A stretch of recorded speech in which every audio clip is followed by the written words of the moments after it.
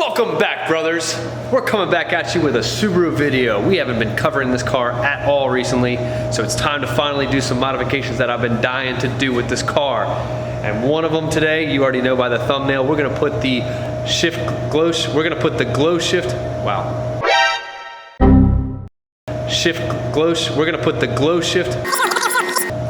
Glowshift gauge pods in the car that replaces the original clock. And we're gonna go put the triple gauge plot, I can't speak tonight, triple gauge pod cluster in the clock spot to give us the good stuff. And it's actually a really nice kit now that I've been looking at this stuff. Because if you guys watched the wideband that I put into the black WRX, that one I had to hardwire and there's a bunch of rat's nests, it was a mess. But the Glowshift kit actually comes with a harness that you plug right into the clock radio. So let's get after it.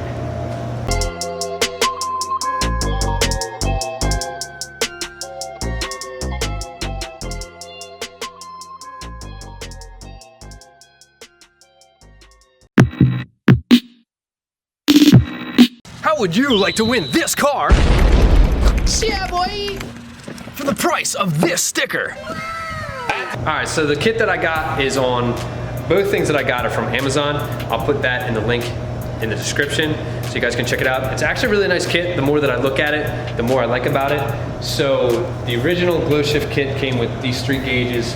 The box looks all the same, but they have a 7-color tint. You can choose which color you got here. And it came with 3 different gauges. The most important, obviously, the oil pressure gauge, obviously to make sure that we have enough pressure to feed the bearings and the internal parts of the engine to make sure that it's healthy. Temperature, oil temperature, to make sure that it's at the proper operating temperature before we start full boosting and everything. And then a boost gauge so that we know that we're not over boosting or that we're getting the boost numbers that we're supposed to be reading. And the original kit comes with this pod, but I really don't like the style of this. I think it looks kind of really plain. So this is another gauge pod that Glowshift makes. And I just like this one a little better because when you're out in the sun or on really bright days, this overhang will kind of cover up the gauges a little better so it won't create as much glare and you'll be able to see what the gauges are actually reading. So I went with that as well. And something else I really like about this kit, if you guys watched the black WRX when I was doing the wideband sensor, it was a rat's nest with all the wiring and everything that was going on in there. So what Glowshift did is they actually made a harness that you wire everything to, and when you pull out the clock, that harness that goes into the clock, this actually plugs right into it. So you don't have to worry about finding which wires to use and worrying about testing wires to figure out which one's the lights and which one's the power. You literally just wire it off of the instructions this way and plug it right in and it's good to go. So, and another part that I had already installed on the vehicle is the sandwich plate that goes in between the oil filter and the oil cooler. Let me show you that real quick.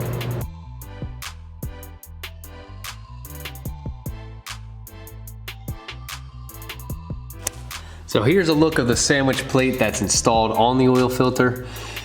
I got really impatient one day doing an oil change, so what I did is I just couldn't help myself and I just put that on because I had the kit already. And so what I did was I just plugged with all the plugs at first just because I wanted to run it. It does leak a little bit from here, and I will warn you, you've definitely got to get these boys tight. I have some pipe dope that I put on there to make sure that it's sealed, and I'm still getting a little bit of leakage. But the way that you install this kit is obviously take the oil filter down, and then the instructions over here.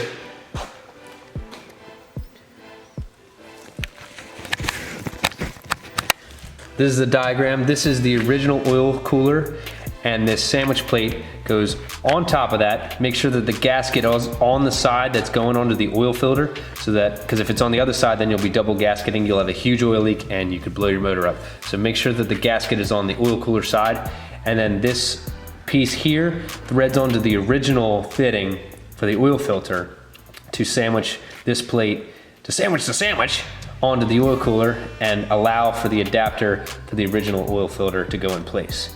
And then this is the top view, and obviously the sensor ports on the side, because really I don't even know why they put 2 other sensor ports here, because you literally cannot put a line or a sensor on anywhere except for right here, because the one's obviously pointing right into the header, and then, well, both sides. It's pointing into the exhaust manifold on both sides. So you only have 2 ports to really use. So the other 2, I don't even know why they're there, to be honest. Just more places for it to leak, right? You know, why not? So pretty simple. So now I'm gonna get into is put these sensors in place, and then we're gonna wire this thing up and get what we need up into the car, and I'll show you how. So the first one we're gonna start off here with the oil temperature gauge. They all come in the same type of box. I'm gonna pull up on this, open up the gauge box, and then your sensor is gonna be in the box here with all of it. The way to mount it into the bezel, your wiring and everything, including your sensor. And it's just this little guy for the oil temperature, which is nice. Very slim, nice design. We may have to extend these wires. They may not be long enough, but that's something we'll have to see and decide once we get into the kit and see what we are working with here. So I just removed the 2 plugs that I'm gonna use for my sensors. If you put your sandwich plate in first, like I did, definitely put your catch can down here because you're gonna lose quite a bit of oil. And don't forget to check your oil before you start it up to make sure it's full, because otherwise you may be down a little bit. And then I'm gonna snug these other ones up while I'm down here because they look like they may have been leaking a little bit. I wanna make sure that I'm not leaking at all here. All right, so what I'm gonna do now is actually get the gauge pod set up in the car, or at least get the clock out. So the best way to do this is with plastic pry tools. I'll put that in the description so you guys can use it. And in fact, I'll put all the tools that I use or anything that I'm using in the description, so if you guys are gonna do this, you'll have all the necessary tools to do the job. All right, so I got my pry tool kit from Cowhawk here. I don't know what I'll find on Amazon, but I'll show some. And you know the drill, I'm gonna definitely pull this key out because this is annoying. So here we are. I'm gonna pick one of these boys. I like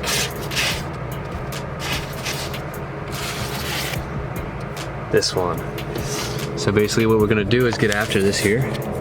Just gonna get my pry tool up underneath and work my way around.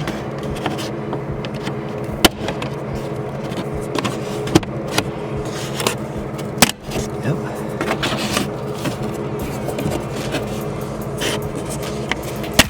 There we go. Really simple. Pops right up. And then there's a connector in the back here that we're gonna unplug.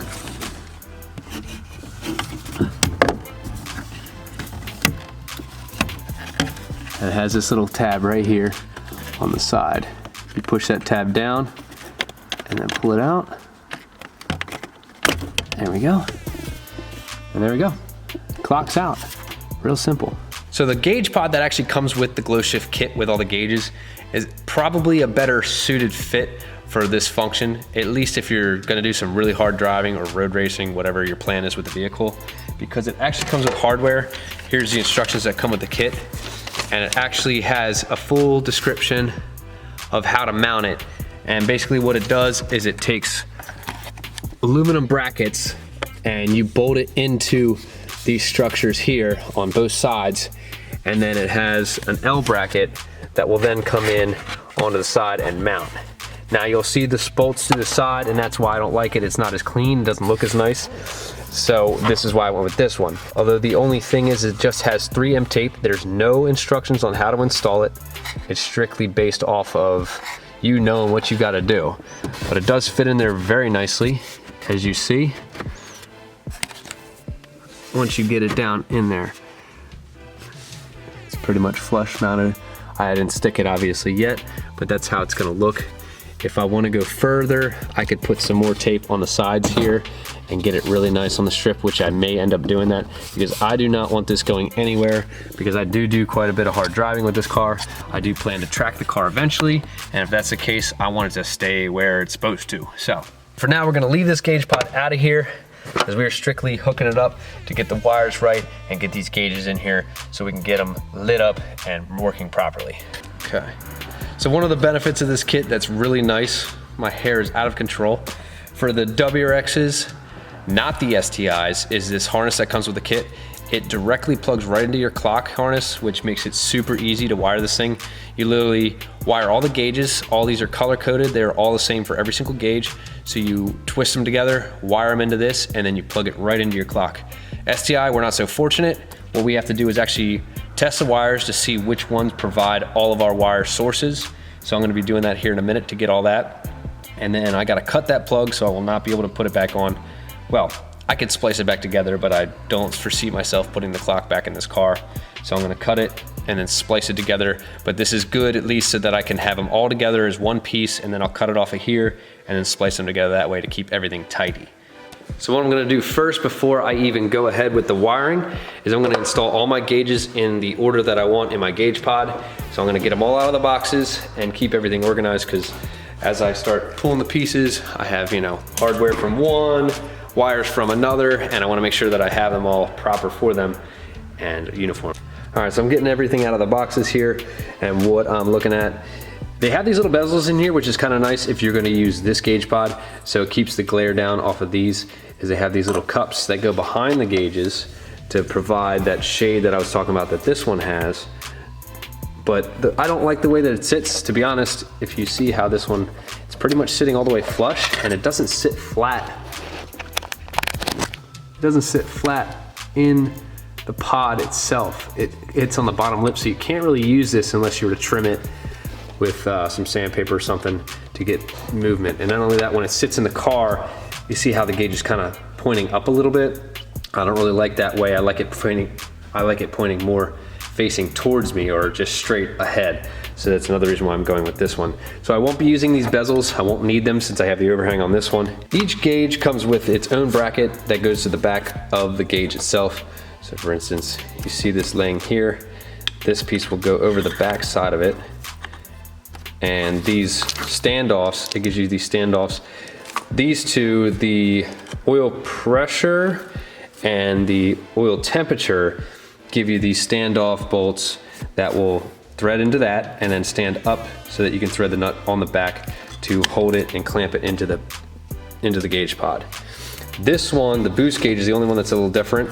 It already has studs on the back, and the bracket will slide over top, and then these nuts and washer that are in this bag will go onto the back here. So I'll show you how to assemble these. So as I'm installing it, I have the standoff bolts that are on it, and the size that they are is a 5.5. Yes, you heard me properly, it is a 5.5 millimeter. If you don't have it, you can probably pick it up from your auto start store. I'll see if I can find a set with it, put it in the description below for you. But 5.5 is very funky. I don't know why they didn't just do full sizes, but this is what they do. So got that on there, but do not get them too tight. They are very small. It's very easy to over tighten something like that, and you could break the stud off, and then you gotta buy a new gauge, and you know, that's no fun. So just be careful, just a little snug to make sure it's on there, and that's fine. Now I'm gonna slide it into the spot here.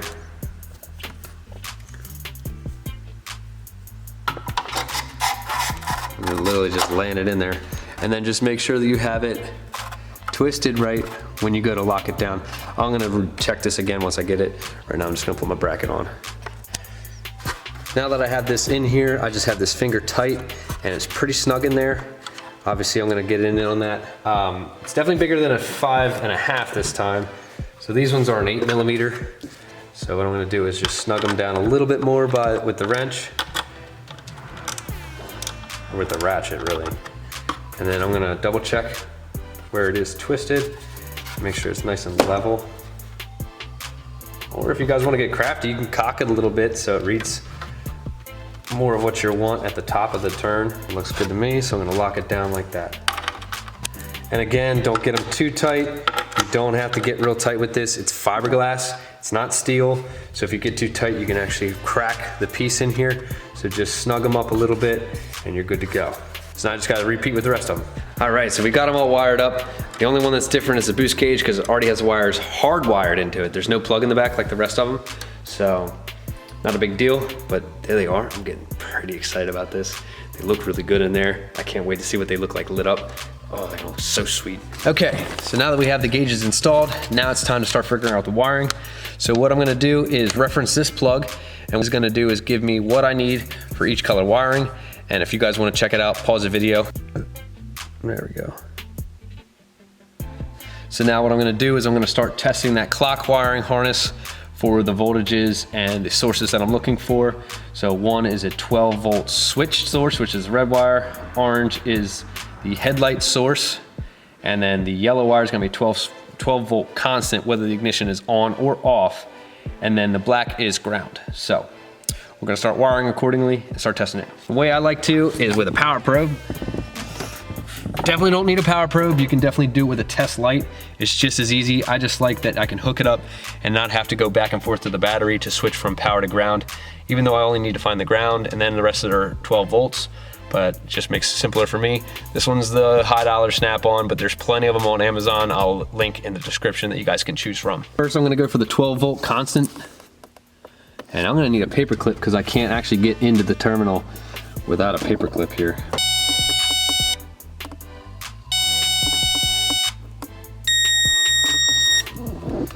I'm gonna take this time to check all the wiring. I'm not gonna bore you with showing clips of it. I'm just gonna let you know what I find and which wires to use for this thing. Okay, so this is specifically wiring for my 06 STI. I don't know if the wire coloring will stay the same throughout the years, but at least this is something you can reference. It may be the same. And I'll even show you the pin terminal actually, that'll maybe even be the same too. But this is what I've got. Make sure I can see that. I know my handwriting's a little sloppy, but it's all the same.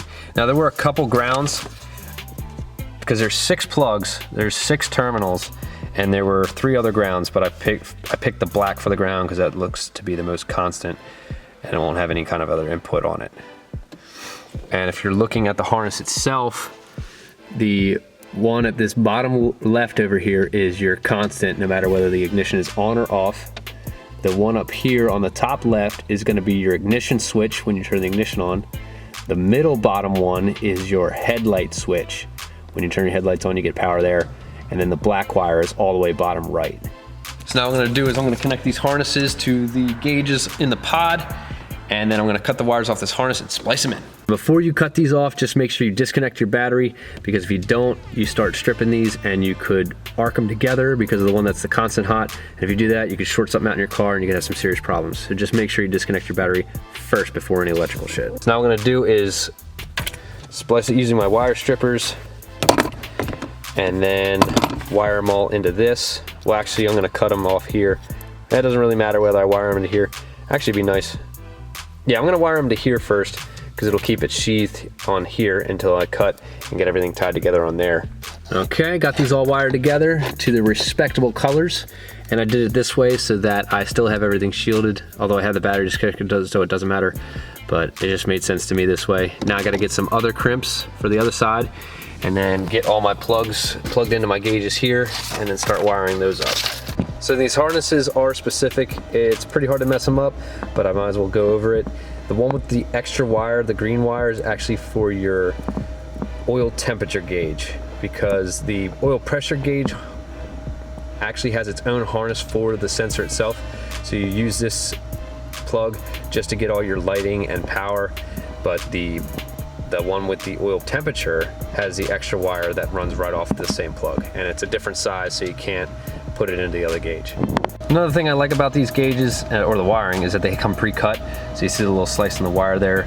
So the insulation will just slide right off the top, and then you can twist them all together. You might want to cut this a little shorter, because the one for the temperature is really long, and the one for the pressure is pretty short, and got this nice wrap around it, this insulation, which I don't know why. The other ones don't come with that, but for some reason this one does. All right, so this is quite a rat's nest, as you can see, but I do have all my colors mounted together, or wired together, and now I cut it off and splice those wires over there. All I gotta do is connect them to these blue butt splices, and we can test them and make sure all the gauges, lighting, and everything works, which is sweet. If you're the kind of guy that's very anal and likes this thing to be super tidy and really clean, I'm not the guy to watch for wiring. But if you wanna get something done and make it work right, I'm definitely your man, all right? So, we're gonna put this thing together and make it work. Wow, this video is taking quite a lot longer than I thought it was gonna take. So let's go ahead and cut it right here and make it in 2 parts. So we'll do the electrical in this one, and in the next one we'll do all the installation of the gauges and all. So let's cut it here. Let me know what you guys think so far. Comment, subscribe, like the video, and we will see you on the next part.